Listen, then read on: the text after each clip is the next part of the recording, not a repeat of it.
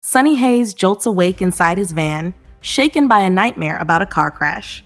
He shakes it off, gets himself together, and heads out into the dark, straight to the Daytona racetrack, well before dawn. Tonight, he's part of the legendary 24 Hours of Daytona.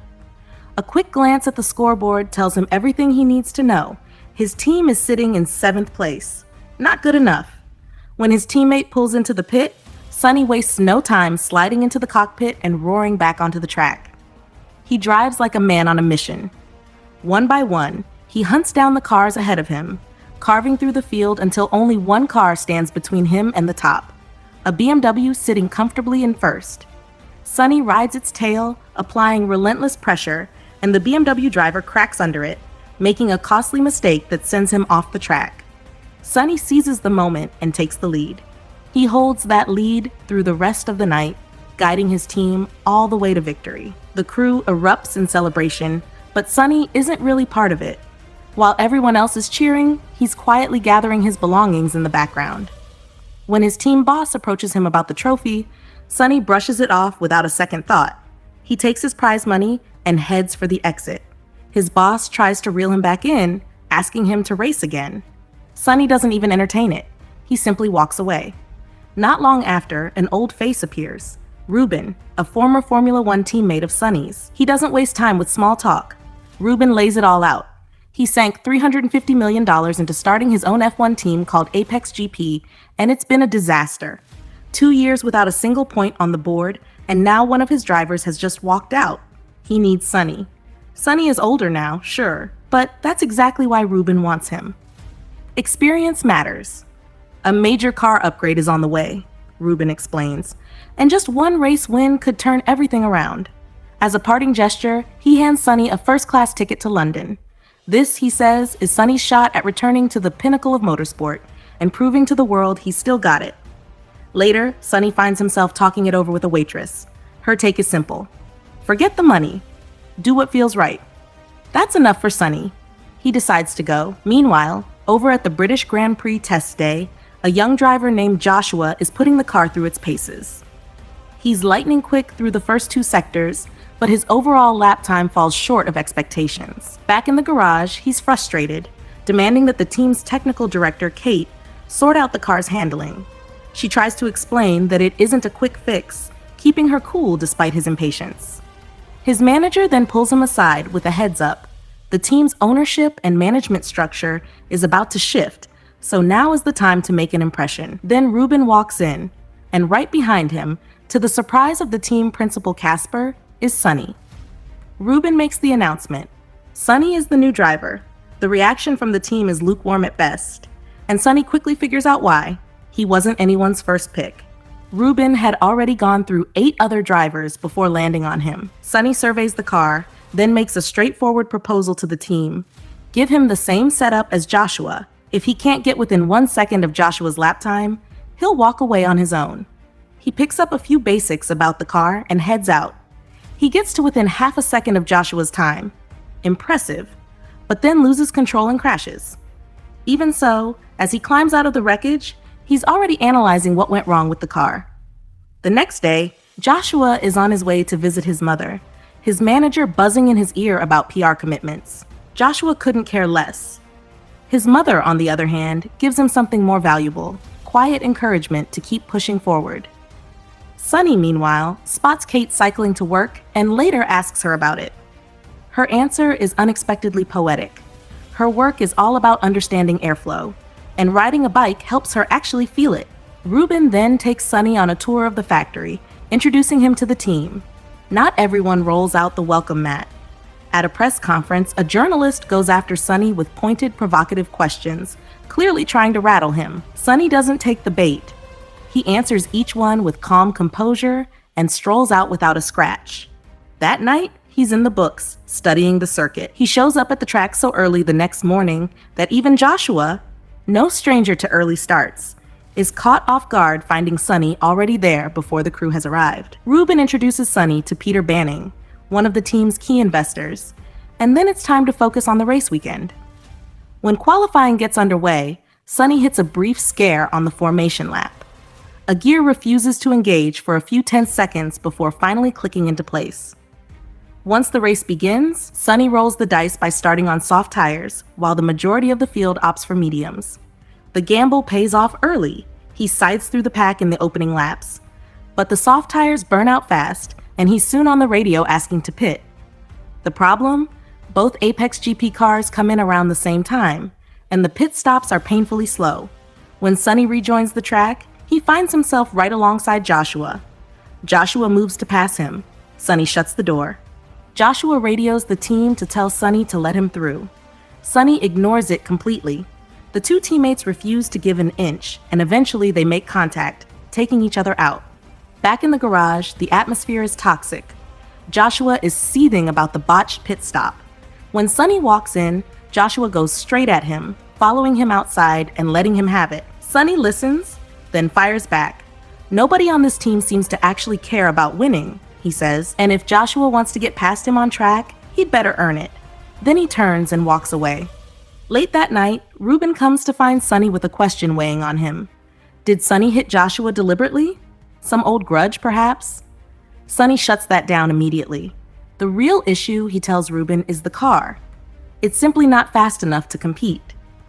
Restless, Sonny heads to the factory and finds Kate still there, hunched over a new front wing design. He takes her out for a drink and gets straight to the point. What does everyone really think of him? Kate doesn't sugarcoat it. The team sees him as a spoiled, difficult driver. Sonny takes it on the chin, then steers the conversation to what actually matters. The car is being strangled on the straights. It's losing time to every other car out there. What they need, he argues, is a car built to fight in traffic, one that doesn't fall apart when it's racing wheel to wheel in dirty air. Kate isn't convinced, or at least isn't in a hurry. She'll look into it, she says, but only after Sonny actually finishes a race. In the days that follow, both drivers knuckle down and train. During this time, Joshua stumbles across an old documentary about Sonny and gets a glimpse of the story behind the legend and its darker chapter. Back in the 1993 Spanish Grand Prix, Sonny was involved in a horrific crash, one he never truly came back from. It reframes everything Joshua thought he knew about the man. Then comes the Hungarian Grand Prix. The team huddles to map out their race strategy. Two options on the table, a one-stop or a two-stop. Sonny isn't satisfied with either. He pushes for something bolder. They should make their own luck rather than follow a script. The race doesn't go to plan from the start. Sonny picks up a puncture after running over debris, and when he pits, the team wants to bolt on hard tires. Sonny refuses. He wants softs. When they don't budge, neither does he. He sits in the pit box and won't move until they come around. They do. Back on track, he tells them to prepare for another stop soon. The team is puzzled, but they'll understand later. As the race develops, Sonny deliberately damages his front wing, triggering a safety car period, and in doing so, hands Joshua a chance to climb up the order. He does it again later in the race, engineering another safety car that eventually helps Joshua scrape a point. When Joshua tries to thank him afterward, Sonny barely acknowledges it. It's only 1 point, he says, and keeps walking. In the days that follow, Sonny practically lives in the simulator, methodically searching for the best setup the car can offer. His work pays off. Kate confirms that the upgrades he asked for will be ready by the Dutch Grand Prix. At the Italian Grand Prix weekend, Sonny pulls Joshua aside with a clear game plan. Joshua goes for the win, while Sonny plays the enforcer, holding up the rest of the pack and buying Joshua as much clean air as possible. True to his word, when Sonny picks up yet another puncture and drops a lap down, he uses it to his advantage. Rejoining just ahead of Max Verstappen, he proceeds to slow him down through several corners, gifting Joshua precious time to pull away. Then on lap 46, the skies open up. Nearly everyone dives into the pits, except Max and Joshua, who both stay out on dry tires. Sonny pits for intermediates and waits strategically in the pit lane, timing his return to cause maximum disruption. As Verstappen comes through, Sonny pulls out and plants himself squarely in his way, holding him up corner after corner. It works. Joshua is closing in fast.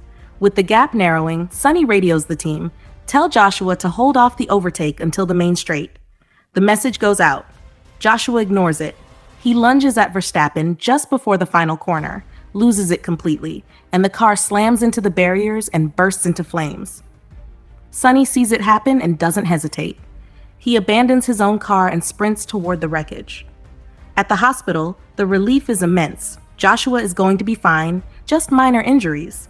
But Joshua's mother isn't in a forgiving mood. She singles Sonny out, places the blame squarely on his shoulders, and walks away without another word. At the subsequent press conference, Ruben tells the media Joshua is recovering and that a reserve driver will step in until he's ready to return. By the Dutch Grand Prix, the new upgrades Sonny pushed for are bolted onto the car. The difference is immediate. Sonny starts scoring points regularly. Watching from the sidelines as he recovers, Joshua feels it, the sting of being left behind, of missing out. It lights a fire in him. He decides he's coming back swinging, and at the Belgian Grand Prix, he does exactly that, perhaps too aggressively. Racing with a chip on his shoulder, Joshua makes reckless contact with Sonny mid-race, sending him into retirement. Joshua scores points. Sonny walks over afterward and delivers a quiet but pointed warning. Racing out of spite will drag the team down, and it could end Joshua's career before it really begins. Then, as always, he walks away. Sensing the tension threatening to boil over, Kate steps in with an unlikely solution. She takes both drivers to a bar and sits them down for a card game. Simple stakes. The winner calls the shots in the next race. They play, and Joshua goes all in, convinced he's got it wrapped up. He leaves the bar buzzing, grinning to himself. But Kate stays behind, and when she looks at Sonny's cards, the truth is written all over them. Sonny had a winning hand. He threw the game on purpose. Shortly after, something shifts between Sonny and Kate, a quiet moment that turns into a kiss. But the mood doesn't last long. Ruben walks in with troubling news. The FIA has launched an investigation into their new car components. Until it's resolved, the upgrades have to come off. The team reverts to the old, slower setup.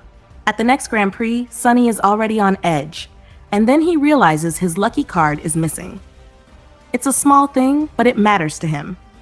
He gets behind the wheel unsettled, drives with his heart instead of his head, pushes the car beyond its limits, and crashes. He's rushed to hospital. The results from the doctors are grim. The crash has aggravated serious underlying damage. Spinal injuries, broken bones, and the risk of paralysis, all of it tied back to that devastating accident in 1993. Ruben, shaken and emotional, stands at Sonny's bedside and makes it clear he will not allow Sonny to race again. A few days later, Peter Banning pays Sonny a visit, and he's not coming empty-handed. He's moving to take control of the team, he explains. The recent strong performances have attracted fresh investment, and the wheels are already in motion. He offers Sonny a seat at the table, head of strategy. When Sonny asks about Ruben, Peter's answer is blunt. Ruben will be on his way out. He leaves his business card and goes. On the morning of the final race, Sonny shows up at the circuit carrying a legal document, protection for the team. He checks in with Kate about the FIA investigation. The case, she tells him, has been dropped. The upgrades go back on the car immediately. Then Sonny does something no one expected. He talks Ruben into suiting up as his driver. Ruben, after a moment's hesitation, says yes. And as for Peter's offer, Sonny tears it up. He's racing. The final race gets underway, and Apex GP's strategy clicks beautifully from the start. Joshua surges into the lead with Sonny sitting in a comfortable fourth. Then Sonny spins deliberately, bringing out a red flag and halting the race. In the reset, the team is permitted to repair his car and fit fresh tires. Since Apex GP had qualified near the back of the grid, the pit stop rules now give them a significant tire advantage over the frontrunners. When the race resumes, Sonny throws everything behind Joshua, helping him reel in the race leader, Lewis Hamilton. The two go at it, flat out, neither giving an inch until they collide, and both cars are out of the race. Suddenly, Sonny finds himself at the front with clear road ahead. He doesn't flinch. Cool, measured, and utterly in control, Sonny brings the car home to take the win. Apex GP's first ever Formula One victory. The garage erupts. The team that once couldn't score a single point is now standing on top of the world. And Sonny? He walks out of the circuit with a wide, unhurried smile, the kind that says everything worked out exactly as it was supposed to. Whatever comes next, he's ready for it. Thanks for watching, and subscribe for more recaps.